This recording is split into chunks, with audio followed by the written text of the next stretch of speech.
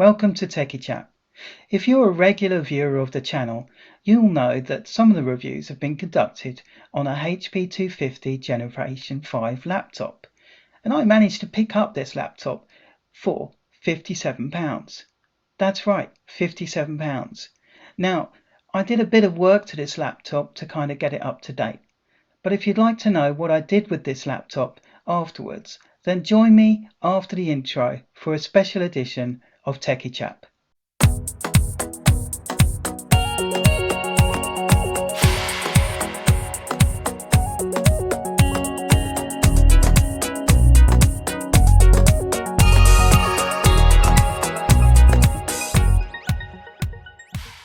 Alright, here it is, a HP 250 Generation 5 laptop. It's 15-inch, it has a VGA and HDMI built in, 3 USB ports, one of them is USB 3.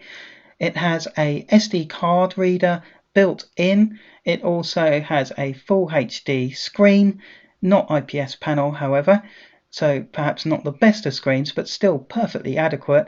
Webcam built in, and even a DVD-ROM is there as well as a full Ethernet port. Of course, wireless is also built in and a headphone jack as well.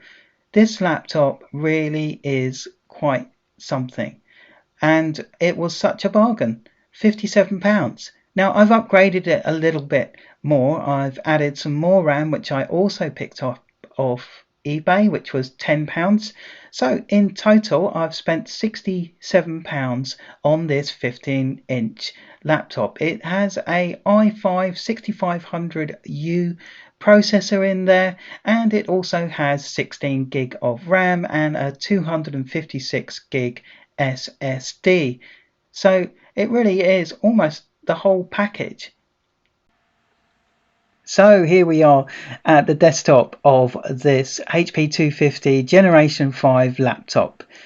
And if you look carefully at the screen, you may well recognize the system that I am running, particularly if you have viewed some of my previous videos. Yes, this is Zorin OS 16.1. The user that I am setting this up for is a friend of mine, and he is currently running a Windows machine that has been running pretty slowly. However, he wasn't keen to run or install Linux alongside, just because it was a little bit risky for him given that he has no Linux experience. So I wanted to build a machine for him that could be suitable for a Windows user transitioning to Linux, and would obviously be an easy way into Linux as well. And I think Zorin OS really does fit that bill well. How does a HP laptop that I purchased for £57, I've added an extra RAM for an extra £10, so £67 total, how does a laptop like that deal with Zorin OS? Well, actually pretty well. This is the system monitor, and as you can see, it is running just under 50% on all 4 CPU processors. Obviously I am recording on the webcam, I am recording off external mic using OBS. I'm also recording my desktop as well. So actually this laptop is doing pretty well, given that I'm doing all of those things at once. Yeah, it's perfectly functional, perfectly usable. It's not slow whatsoever. So for example, let's have a look. This is Zorin OS, so a lot of the applications are also built in. So it's if I just go to Libreoffice Writer, let's just take a look at that. Here we go, installed already, and it's version 7.3 of LibreOffice, so a fairly recent version of LibreOffice as well.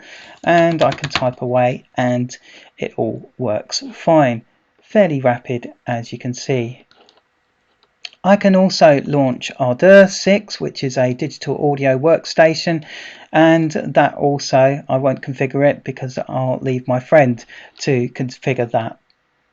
I can launch Firefox. Firefox launches fairly rapidly. I've changed the homepage away from what I feel was the horrible Zorin OS homepage with the giant lettering to standard Google homepage.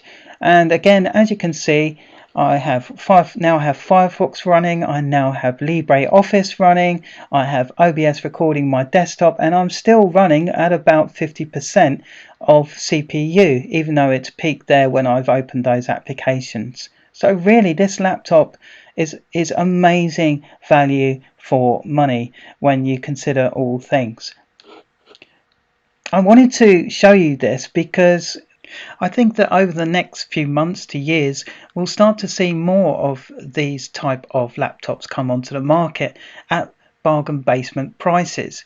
One of the reasons is that because Windows 10 is nearing the end of its support schedule, and Windows 11 simply won't run on these PCs. However, the hardware underneath can still provide a brilliant desktop experience, and a fast one at that too, and certainly the open source community is ready to step in with distributions like Linux that provide an amazing amount of choice, and operating systems like BSD for the more security conscious.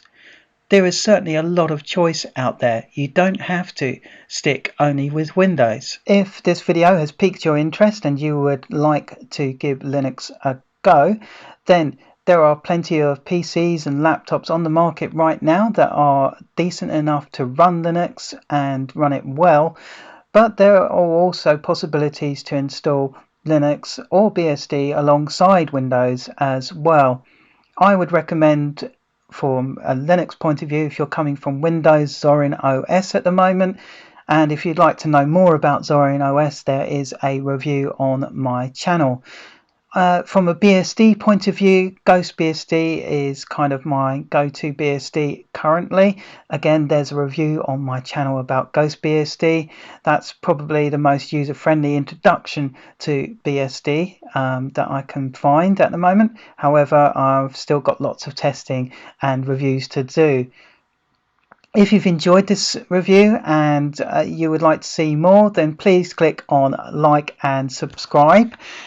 Pete, I'm going to put a link to your website on the description below, Gospel Street Pete. And this laptop, this HP 250, is going to be winging its way to you. I hope you enjoy it.